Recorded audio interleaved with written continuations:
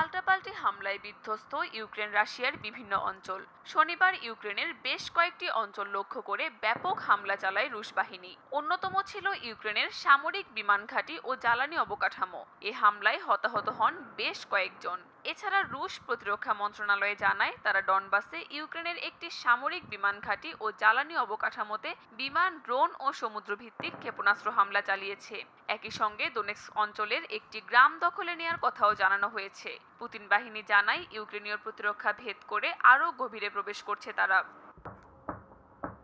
পাল্টা হামলা চালিয়েছে ইউক্রেনও। সেনারা একদিনেই 40টির বেশি রুশ আক্রমণ প্রতিহত করেছে বলে দাবি প্রতিরক্ষা মন্ত্রণালয়ের। প্রেসিডেন্ট ভলোদিমির জেলেনস্কি জানান, কিয়েভ এবার রুশ ভূখণ্ডের গভীরে সামরিক ঘাঁটি ও অস্ত্র ভান্ডারে পাল্টা হামলা জোরদার করবে। এদিকে রাশিয়ার দখলকৃত ক্রিমিয়া ও অন্যান্য অঞ্চলে ব্যবসা চালানো ব্যক্তি ও বিভিন্ন প্রতিষ্ঠানের ওপর নতুন নিষেধাজ্ঞা আরোপ করেছে কিয়েভ।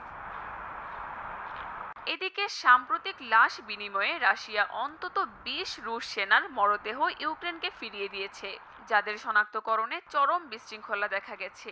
এ নিয়ে জেলেনস্কি জানান, এ ঘটনাই প্রমাণ করে যুদ্ধক্ষেত্রে রুশ বাহিনী এখন সম্পূর্ণভাবে ছন্নছাড়া। তবে একে প্রোপাগান্ডা বলে উড়িয়ে দিয়েছে রুশ বার্তা সংস্থা তাস।